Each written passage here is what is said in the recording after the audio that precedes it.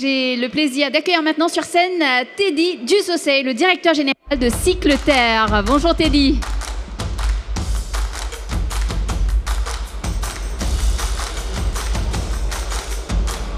Bonjour à tous. Je vais essayer de vous présenter Cycleterre rapidement.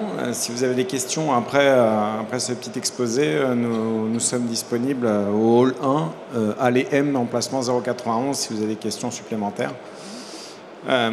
Alors, que vous dire sur Cycleterre? Cycleterre, c'est tout d'abord une aventure qui a commencé en 2017, après l'exposition Terre de Paris, qui a été organisée, où Paul-Emmanuel Loiret a parlé des terres d'excavation du Grand Paris pour essayer d'en faire des choses un peu plus intéressantes que des paysages ou des golfs, ou alors du remplissage de carrières.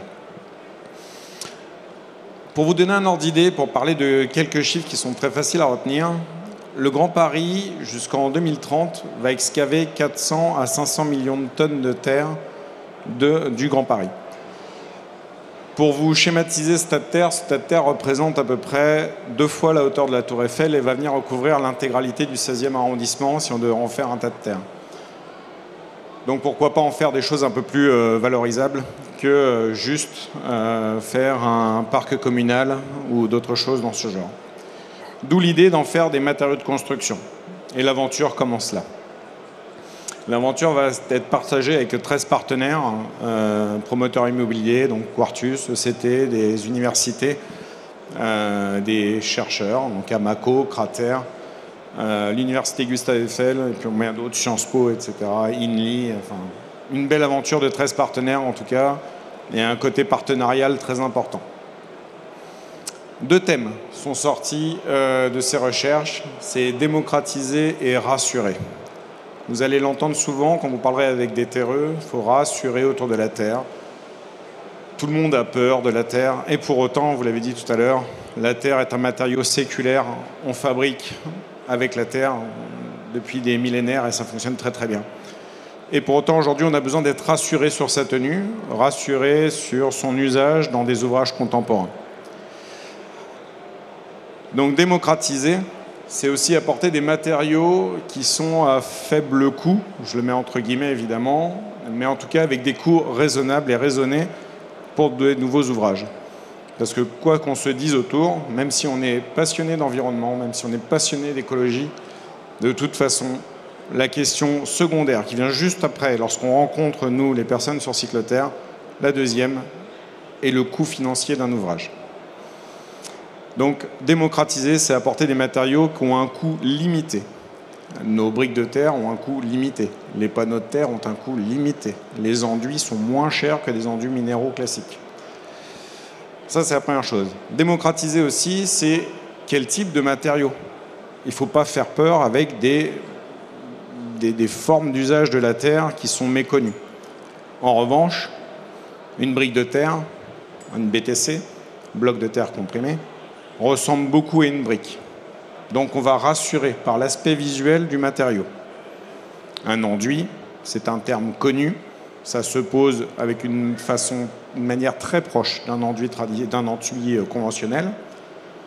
Donc ça rassure, encore une fois, un panneau de terre, on l'a fait de manière à ce qu'il puisse être posé comme une plaque de BA13, une plaque de plâtre. Donc encore une fois, on est toujours dans la démocratisation et rassuré. Mais rassuré, là pour ce second terme, et c'est là que l'aventure commence à se durcir pour Cycleterre, c'est qu'on est en France, et en France on aime bien les normes et les réglementations. Donc, pour pouvoir vendre des matériaux en toute sérénité, en évitant les bureaux de contrôle, les essais complémentaires, les ATEX de chantier, etc., il fallait que Cycleterre ait ses propres ATEX, donc des ATEX A, qui sont valides sur tout chantier, ce qui va permettre aux architectes, à la maîtrise d'ouvrage, de pouvoir offrir une assurabilité au bâtiment. Donc, ça a fait partie des 4 ans de cette aventure de projet où il a fallu faire ces ATEX avec nos amis d'Amaco, Crater, AECC, qui nous ont permis d'établir ces ATEX. On est toujours en train de refaire des ATEX. On est en cours d'en réaliser encore une fois. Ça ne s'arrête jamais. Donc voilà, pour rassurer, on est là. Et rassurer, et là je pense que c'est vraiment le moment d'en parler, ce sont nos FDES, les fiches descriptives environnementales et sanitaires, qui indiquent qu'on a des taux carbone qui sont très très bas. Voilà. La terre crue, je dis bien terre crue, on va en parler après.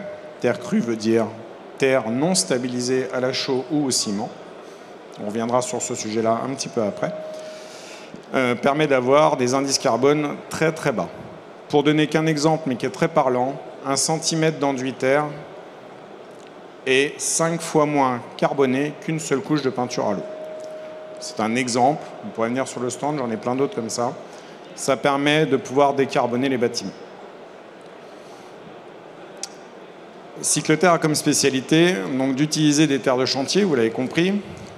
Pour autant, comme on est régi à des ATEX, il faut toujours pouvoir garantir que les terres entrantes sur le site Cycleterre soient évidemment non polluées et permettent de répondre aussi à des caractéristiques techniques qui permettent d'assurer que nos matériaux vont être stables et fiables.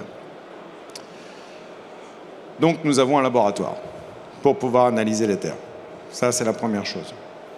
Deuxième chose, évidemment, on vient fabriquer des matériaux en terre crue. Donc je le précise bien, et c'est là que j'interviens sur ce sujet-là. La terre crue est lorsqu'on utilise les argiles de la terre comme liant principal.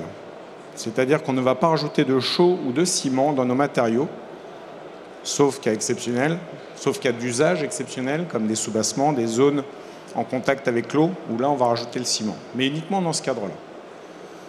Pourquoi on ne rajoute pas de chaux et de ciment? C'est tout simplement pour avoir un matériau qui est parfaitement réversible. C'est-à-dire que lorsqu'on arrivera à la fin de vie du bâtiment, soit vous laissez les briques sur chantier et elles vont retourner à la terre, soit on vient les récupérer, on les rebroie et on va de nouveau reproduire des matériaux avec. À partir du moment où vous mettez de la chaux ou du ciment, vous perdez ce côté réversible. La terre devient un déchet. Donc le but n'est pas là. Ce qui explique pourquoi on a des FDES qui sont très très basses lorsqu'on est en terre crue. Encore bien plus basses que lorsqu'on est en terre stabilisée, où on est déjà bas carbone. Donc on fabrique ces matériaux-là. Et pour fabriquer ces matériaux, Cycleterre a des valeurs sociales.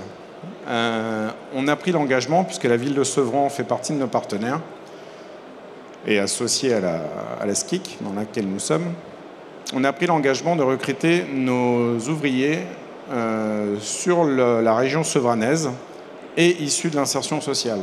C'est un vrai choix social. Parce qu'il est évident que recruter des personnes en insertion, ce n'est pas simple. Il faut beaucoup d'accompagnement. Donc je dirais, voilà, notre process de fabrication a été pensé très bas carbone et très social. Pour vous donner qu'un exemple sur le côté bas carbone de notre production, nous utilisons de l'eau de pluie pour fabriquer nos matériaux. Hors de question d'utiliser de l'eau de ville potable pour pouvoir produire, bien évidemment. Et nous faisons sécher nos matériaux avec de l'air chaud qui est récupéré de notre plénum, donc de notre toiture, où l'on vient donc récupérer cet air chaud pour pouvoir le souffler sur les blocs. Donc avec très très peu d'énergie, on fait sécher 300 mètres carrés de mur en seulement 2 semaines. Normalement, une palette de blocs de terre comprimée dans le sud de la France met 4 semaines à sécher à l'air libre en plein été. En hiver, à la fabrique, on arrive à faire sécher nos matériaux en 2 semaines. Donc on essaie encore une fois d'accélérer pour pouvoir fournir en nombre les blocs de terre comprimés. Nous avons une capacité de 450 000 blocs par équipe par an sur la fabrique. Par équipe, j'indique bien, parce qu'on peut monter jusqu'en 3-8 sur notre site. Et nous avons une capacité de 50 000 m² de panneaux de terre par an par équipe sur la fabrique. Les enduits et les mortiers ne sont pas un sujet, on pourra en faire autant qu'on le souhaite. Donc vous avez bien compris là qu'on essaye de rendre accessible à tous la terre, évidemment sans oublier les savoir-faire des artisans terre crue qui sont au cœur de tout ça. Mais il faut également former des nouveaux maçons et nous allons former les maçons sur chantier, les maçons conventionnels, on va les former sur chantier pour pouvoir apporter une solution complète. Voilà. Et à côté de ça, évidemment, on a un bureau d'études et un accompagnement à maîtrise d'ouvrage qui existe. On peut vous accompagner dans cette démarche, parce qu'on ne veut pas, dans quelques années, venir nous voir et nous dire votre bâtiment qui est sorti en terre crue a des pathologies. Ça, pour nous, ça serait un échec complet. Donc c'est pour ça que cet AMO existe, c'est pour pouvoir apporter une solution complète. Voilà. Merci de votre attention.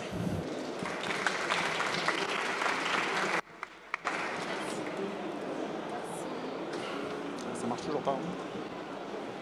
Bon, moi, ça remarche. Merci Teddy. Très instructif, en tout cas moi je découvre, hein, donc très intéressant. Je suis sûre qu'on a des questions pour vous dans la salle, mais avant de démarrer peut-être, moi j'aimerais vous poser cette question. Vous avez démarré votre présentation en disant nous avons un peu, faut rassurer, nous avons un peu peur de la Terre. Pourquoi est-ce qu'on a peur de la Terre alors que, on le sait, on a toujours travaillé la Terre depuis très longtemps, hein, c'est ancestral. Ben justement, ce côté ancestral parfois peut faire peur. On a des ouvrages qui sont certes plusieurs siècles, mais pour autant qui sont très massifs et avec des architectures parfois assez simples, pourtant avec des vrais savoir-faire. Hein. C'est quelque chose qui est important. Beaucoup sont venus nous voir, d'ailleurs c'est très étrange parce que dans les pays où justement on utilise la terre depuis des années, bizarrement on retourne en France pour récupérer un savoir-faire. C'est quand même assez étrange, mais c'est ce qui se passe. Et donc ce sont des vrais savoir-faire, mais c'est comment adapter ces savoir-faire avec des matériaux aujourd'hui qui existent et dans des ouvrages contemporains avec des exigences qui sont vraiment différentes. Donc effectivement, il faut rassurer. Les gens ont peur de la fragilité de la terre parce que oui, c'est vrai, quand on attrape un bloc de terre comprimé, il y a un aspect poussiéreux qui existe, mais c'est normal. Et il est comme ça, mais lorsqu'il est posé, ce côté poussiéreux disparaît. Mais ça apporte une sensation de fragilité. Le problème de résistance à l'eau aussi, on a besoin de justifier, d'expliquer que la terre, oui, résiste mal à l'eau, mais on a des solutions pour la protéger. Et voilà, il faut toujours être dans l'accompagnement, dans le rassurer de nos clients. C'est systématique. Alors, est-ce que nous avons des questions de la salle? N'hésitez pas. Oui, on a une question derrière et une devant. Merci.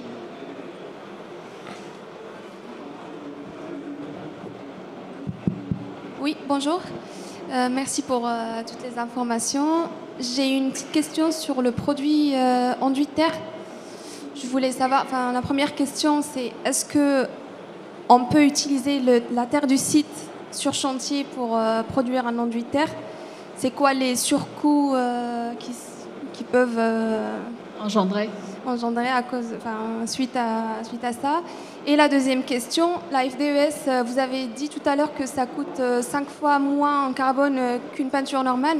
Est-ce que si on utilise du coup la terre du site, ça sera toujours pareil? Ou est-ce qu'il y a une autre démarche, il faut une nouvelle FDES? Alors, il y a plusieurs questions, hein, effectivement. La première, donc, c'est l'usage de la terre du site. Alors, oui, on peut utiliser la terre du site à condition qu'on la caractérise, qu'on regarde exactement quelles sont ses capacités, et si on peut l'employer en enduit. Toute terre n'est pas employable hein, pour pouvoir faire de l'enduit ou des briques, etc. Il faut pouvoir quand même connaître sa terre, la connaissance de la terre. La terre n'est pas un matériau qui est simple. Et chaque terre est différente. Chaque type de terre est différent. La FDES, effectivement, elle est calculée sur une analyse complète de cycle de vie. On va rechercher les terres d'excavation, donc des terres d'un déchet, mais d'une zone définie. On la fait sécher, on la broie, on la transforme en enduit, on la fait repartir chez les clients avec un rayon qui est limité. Dans l'usage d'une terre elle-même, je pense qu'il faudrait revoir la FDES. Elle pourrait être, je pense, plus vertueuse. Ça dépendra du lieu de chantier, ça dépendra du temps de séchage, ça dépendra de beaucoup de choses. Le surcoût que vous évoquiez, aujourd'hui, nos enduits terre sont moins chers à l'achat qu'un enduit classique. Le temps de pose est légèrement supérieur. Au global, un prix fourni-posé sera à peu près équivalent à celle d'un enduit classique. J'ai répondu à peu près à toutes vos questions, je pense. Oui, il y en a d'autres? Merci Teddy. Nous avions une autre question ici. Merci de passer le micro, s'il vous plaît.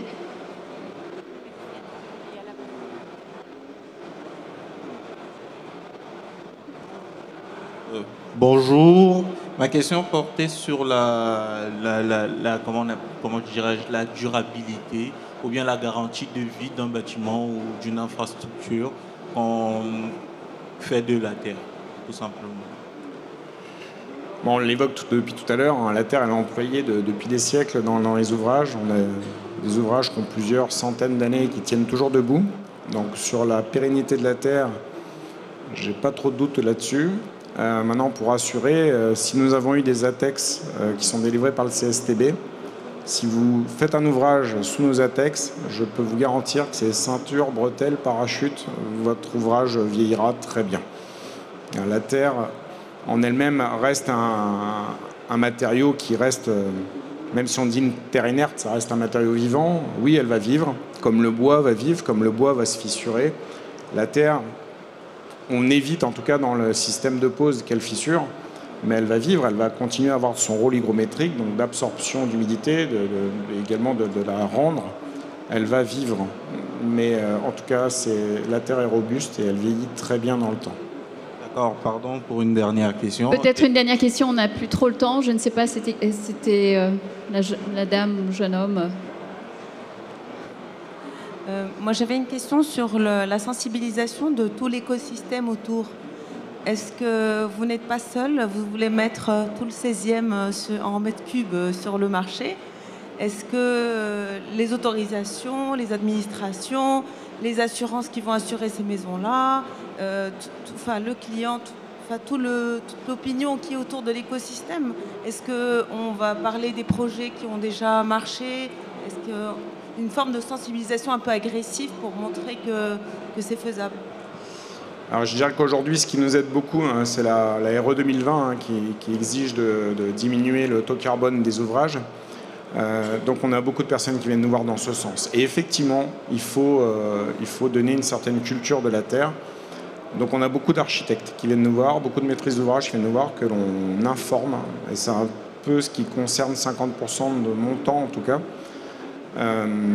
Effectivement, les ATEX permettent de régler un peu ce problème d'assurance qui existe aujourd'hui. C'est pour ça qu'on a fait nos ATEX. Sinon, on a des bureaux de contrôle qui commencent à se spécialiser dans l'usage de la terre, où ils sont de moins en moins gourmands sur le nombre d'essais complémentaires. Donc ça coûte de moins en moins cher d'être hors ATEX pour construire en terre. Mais oui, il y a tout un écosystème. Il y a également les jeunes qu'il faut former au biosourcé, géosourcé. Donc on intervient également dans les CAP. Dans les CFA pour former des CAP, des bacs pro autour des matériaux. Donc oui, il y a toute une culturation à faire. Et ça va prendre du temps, mais en tout cas, elle est demandée de manière très très rapide. On est sur le stand si vous avez plus de questions, parce que là, on arrête. Oui, on peut-être la dernière, il nous reste 1 minute, très rapidement. Merci. Bonjour, j'avais juste une question sur les propriétés techniques de la terre comparées à d'autres matériaux biosourcés comme le chanvre, la ouate de cellulose, le lin, les propriétés phoniques, thermiques, hygrothermiques, est-ce qu'elles sont les mêmes, moins bien, meilleures? Alors, le lambda de la terre est de 0,9 pour répondre au côté thermique. Donc, ce n'est pas un très bon isolant thermique. En revanche, c'est un très bon rôle de régulateur hydrique et thermique. Donc, ça va venir donner un confort d'été l'été. Et puis l'hiver, vous aurez une restitution de la chaleur d'un poêle ou d'un radiateur. Côté acoustique, la terre est un très très très bon isolant acoustique. On a des rendements acoustiques qui sont très bons suivant nos matériaux. Mais en tout cas, vous répondez très largement on peut répondre très largement à de l'entrelogement. On peut répondre à des cloisons internes au logement également. On a des très très bons rendements acoustiques. Mais là, pour en parler de manière générale, ça dépend de comment on la met en œuvre. Donc c'est un peu difficile en quelques secondes là. Mais vous pourrez venir nous voir, on va vous expliquer. Voilà, mais je pense qu'on va s'arrêter là. Merci Teddy Dussaucé. Si vous avez des questions, n'hésitez pas à aller le voir sur son stand qui n'est pas très loin d'ici. Merci, vous pouvez l'applaudir. Merci beaucoup.